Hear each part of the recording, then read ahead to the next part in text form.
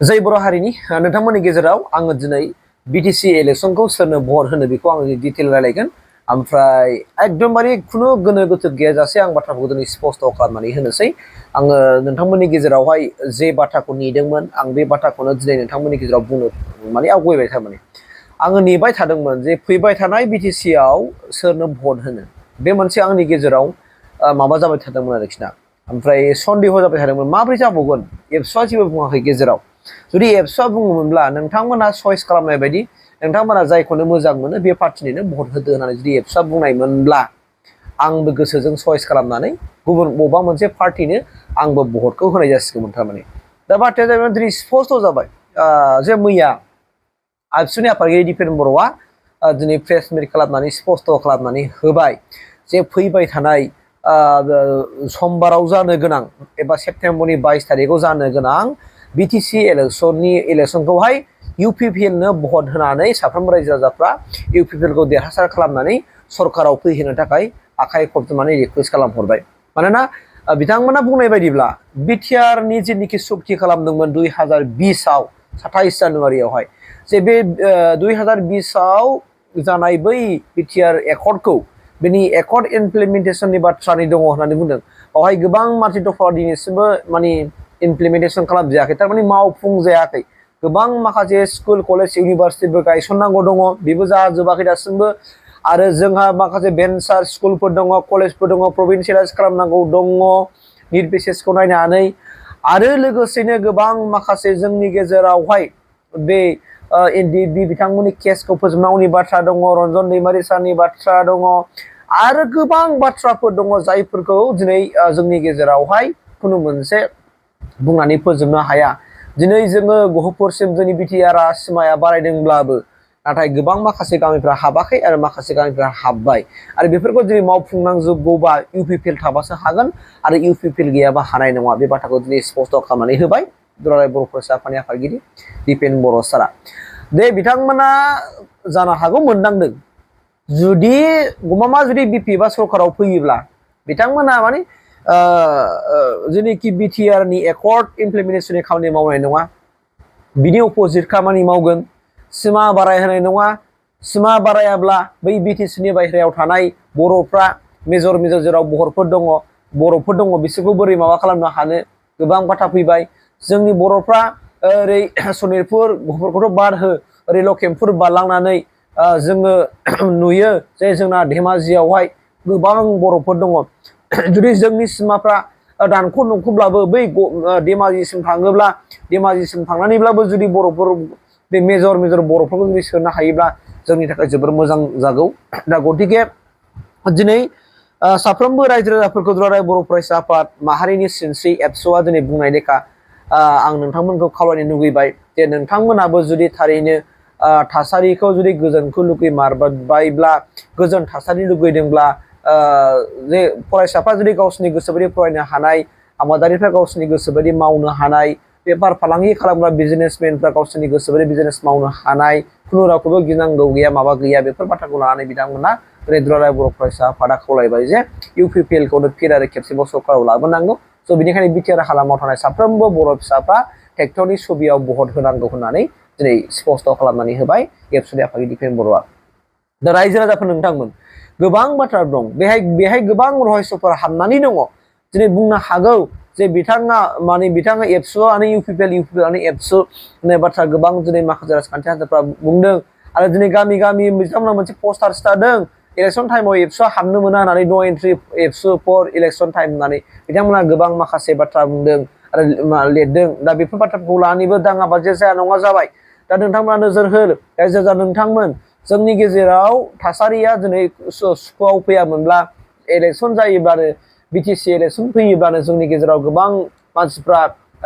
गिनांगौ जायोमोन सोरखौबा बुख्रुबनाय सोरखौबा दानख्रुबनाय बेबायदि थासारिया जायोमोन। गोहोखौ लानानै पावारखौ लानानै दमन खालामनो नाजानाय बेबायदि मोनसे राजनितिकआ सोलियोमोन। दा गतिके जों बुजिनांगोन नोंगौ दिनै थारिखआव गोबां BPF नि दैदेनगिरिफ्राबो दिनै बुजिनो हाबाय जों बै समाव गोबां नांलायबोबाय जों गोबां बुलायबोबाय थारैनो जोङो बुलायनानै जोंहा जेबो लाब जाया जोंहा जेबो प्रफिट जानाय नङा होननानै गोबां दैदेनगिरिफ्रा बुजिबाय आरो बिथांमोना बुजिनानैनो दिनै गोबां माखासे बिपिएल दैदेनगिरिफ्राबो जाय बिथांमोना बुजिदों जाय बिथांमोना एबसुनिफ्राय फैनाय मानसि जाय बिथांमोना हारिनि फारसे अननाय दङ जोंनि बे बिटिसि हालामखौ बासायनांगौनि माने बिथांमोना गोसो दङ बिखा दं बिबेक दं बैफोरबायदि सुबुंफ्रा दिनै गुबुन गुबुन राजखान्थि हान्जायाव थादोंब्लाबो बिथांमोना दिनै फैयै फैनानै UPPL आव जयेन जाजोब्बाय दिनै नोंथांमोना नोजोर हो आखायाव साननो हागोन दिनै जों जे बै समनिफ्राय मुभमेन्टनिफ्राय माने फैनाय गोबां दैदेनगिरिफोर बिथांमोना गुबुन गुबुन अयन राजखान्थि हान्जायाव दंमोन जेरै बिथांमोना बिपिएलनिफ्राय दंमोन चन्दन ब्रह्म थाबाय खाम्फा बरगयारि सार थाबाय हितेश सार थाबाय बिथांमोना दिनै फिनारि बिपिएलनिफ्राय नागारनानै UPPL आव फैबाय आरो दिनै एबसु NDP नि आफादगिरि दिपेन बर' सार बिथांमोनाबो दिनै फैबाय जेब्राराम मोसाहारि बिथाङा बे साराबो दिनै गोबां NDP फोरखौ लाबोनायावहाय NDP फोरखौ लाबोनायावहाय गोबां माखासे सावरायनायनि गेजेरजों लाबोनाय फिक्साराव दिनैसिम सफैनो हानाय दिनै बिटिआर सुक्ति जाफैनाय बिनियाव गोबां कन्ट्रिबिउसन दङ बेखौ जोङो जेब्राराम मोसाहारि सारनिफ्राय जों स्पस्ट जों मिथिनो हाखाबाय आरो लोगोसेयैनो जोङो दिनै मोनबाय जे दिनै जोङो गर्जन मोसाहारि सारनि बाथ्रा बिथाङाबो दिनै माबा मोनसे खाथिरावहाय गुबुन मोनसे राजखान्थि हान्जा कंग्रेसआव थाहैदोंमोन आरो बिथाङाबो दिनै कंग्रेसआव थायोब्ला खुनु मोनसे जानाय नंला कंग्रेसआव थायोब्ला जोंनि बिटिसिखौ बासायनो हानाय नङा एबा जोंनि बर'फोरनि माखासे नांगौखिनिखौ सुफुंनो हानाय नङा बा मावफुंनो हानाय नङा निस्सय बिथाङाबो दिनै बुजिनो हाबाय स' बेनिखायनो बिभिन्न गासैबो गुबुन गुबुन अयनथा दलाव थांनाय बर'फोरनि माखासे दैदेनगिरिफ्रा दिनै इउनिटि जाफिनबाय आरो खौसेनि गेजेरजों बिथांमोना दिनै UPPL खौनो 100% सरकाराव लाबोनांगौ होननानै खामानि मावबायब्ला जों नों आंआलाय मा खालामनो नों आंआबो जुदि जोङो थारैनो थासारिया गोजोन जामारदोंब्ला थारैनो जोङो रिफारेन्स लानांगोन बै बोसोरावहाय 15 बोसोरनि सासनखौ जों नोजोर होनानै 4 बोसोर 4.5 बोसोर 5 बोसोरखौनो लादो दे 5 बोसोरनि जों सासनखौ नायनानै थासारिफोरखौ सुद्रायलाय गोजोन थासारि फैदोंना फैमाराखै बे बाथ्राखौ जों बुजिलाय न' डाउट नंगौ गोजोन थासारिबाबो फिसा फिसौ जाथाया मालाबा जाया नङा जायो बेवहाय मानसिफोरनि अख्रा मानसिफोर थायो बै अख्रा मानसिफोर थानायनि खाथिरावनो सोरबाया सयज' हाया सोरबाया माबा मोनसे खालामनो हाया गतिके बिनिखायनो दिनै थासारिया सान्थिबाबो सोरबाया असान्थि खालामनो नाजायो सोरबाया सोरखौबा थुनो नागिरो थाखायो फैसायो जोंनि मानसिफ्रा खामानि मावनो नागिरो नाथाय बिदिजों जों जौगानाय नङा सामान्य जों गावनि देरनाय गावनि रां रुफा खामायनो नाजानाय खरफुथि खामायनानै गावनि फिसा फिसौनि थाखाय दोनलांनो नागिरनाय जों बेजोंनो जों जानाय नङा जों बर'आ जुदि गेरेमसा हारि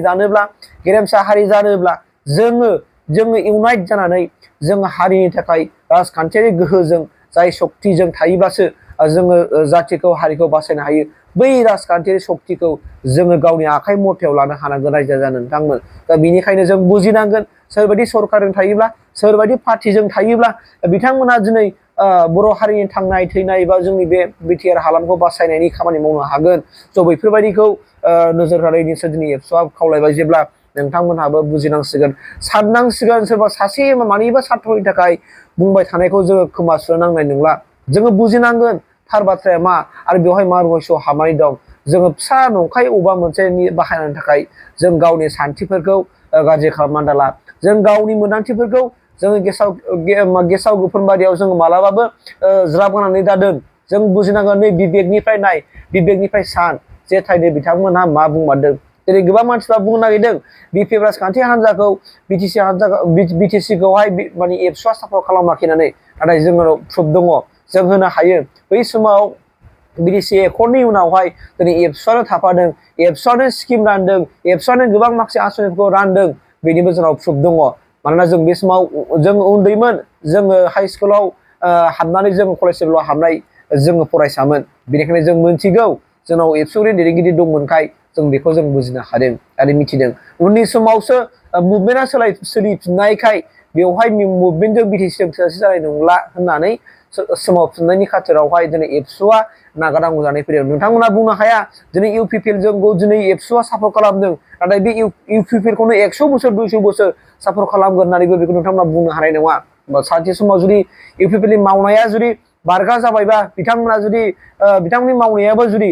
जोंनि हारिखौ लखदाव बा बिटिसिनि सिमा ओनसोलखौ बासायनायनि खामानि मावमाराखैब्ला बिथांमोनखौबो एबसुआ सानसे समाव जोगारनो बायद' जानानै फैगोन आरो गुबुन मोनसे राजखान्थि हान्जाखौ मदद होनो थाखाय आवगायबोनांगौ बायद' जागोन मानोना सम थासारि बेखौ नायनानै बोथोरखौ नायनानै एबसुआ मालाबा समाव राजखान्थियाव ओंखारनो बायद' जानानै फैयो बे मा एबसुनि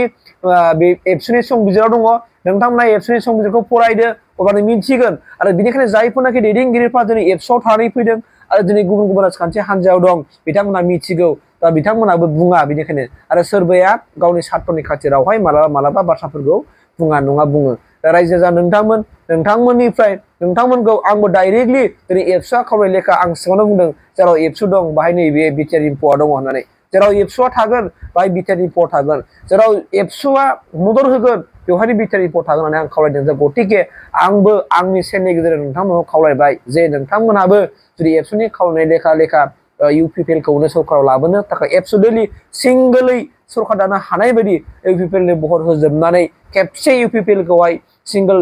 लार्जेस्ट माने देरहाहोनानै सरकार दाहोनानै नाय आरो जुदि बिथांमोना जुदि खामानि मावनो हायाबा नेक्स्ट 5 बोसोरनि उनाव नोंथांमोना बयबो ज' जानानै UPPL खौ सिफाय नाथाय बे खेबसेखौ नोंथांमोना नायथारदो बेखौबो आंनि गोसो गोरबोनिफ्राय नोंथांमोनखौ एबा आंनि फल'वार नोंथांमोना साफ्रोमबो रायजो राजाफोरखौ आंनि गोसो गोरबोनिफ्राय खावलायहरबाय थेंक इउ